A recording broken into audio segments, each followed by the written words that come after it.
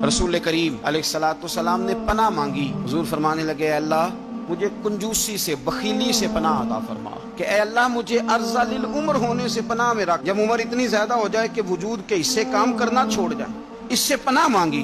اور خود میرے نبی پاک علیہ السلام نے قبر کے عذاب سے پناہ مانگی۔ یہ تعلیم امت کے لیے کہ تم بھی پناہ مانگو عذاب قبر سے۔ قبر کا عذاب برحق ہے، قبر کے لیے تیاری کر کے رکھنا، اپنی قبر کو یاد رکھنا، مر جانے کو یاد رکھنا۔ حضرت سعد بن معاذ رضی اللہ تعالیٰ عنہ کا جب جنازہ تھا تو صحابہ کرام فرماتے ہیں کہ حضور نے نماز جنازہ کی امامت فرمائی تو قبر کے تیار ہونے میں کچھ دیر تھی، تو رسول کریم صلی اللہ علیہ وسلم زمین پر بیٹھ گئے اور ایک لکڑی سے حضور زمین کوریدنے لگے۔ ہم وہ انتظار تھے کہ اللہ کے رسول صلی اللہ علیہ وسلم سر مبارک اٹھائیں، ہمیں کو نصیحت کریں۔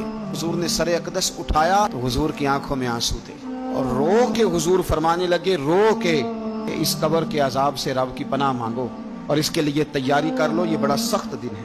کہ آج تو لوگ مذاق بناتے ہیں، خدا سے ڈریں۔ وہ چیزیں جو احادیث مبارکہ میں آ گئیں، جس سے نبی پاک نے ہمیں ڈرایا، ہمیں سمجھایا، آپ اس تنبیہ کو، اس نصیحت کو آپ اس رنگ میں لیں گے کہ مذاق بنایا جائے گا دین کا، بجائے اس کے کہ اس سے ڈرا جائے۔ خود رسول کریم صلی اللہ علیہ وسلم نے فرماتے ہم جا رہے تھے تو 5-6 قبریں تھی، تو حضور نے فرمایا کن کی قبریں؟ ہم نے عرض کی یا رسول اللہ صلی اللہ علیہ وسلم یہ کافروں کی قبریں۔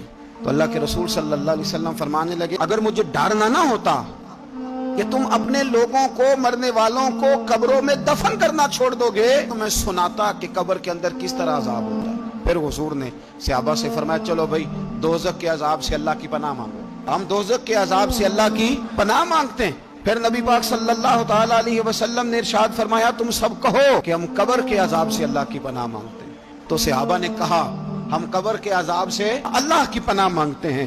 پھر میرے رسول پاک علیہ السلام نے فرمایا تم کہو کہ ہم ظاہری اور باطنی فتنوں سے اللہ کی پناہ مانگتے ہیں۔ تو صحابہ نے کہا کہ ہم ظاہری اور باطنی فتنوں سے اللہ کی پناہ مانگتے ہیں۔ پھر میرے محبوب علیہ السلام نے فرمایا تم کہو کہ ہم دجال کے فتنے سے اللہ کی پناہ مانگتے ہیں۔ تو صحابہ کرام نے کہا کہ اے اللہ ہم دجال کے فتنے سے تیری پناہ مانگتے ہیں۔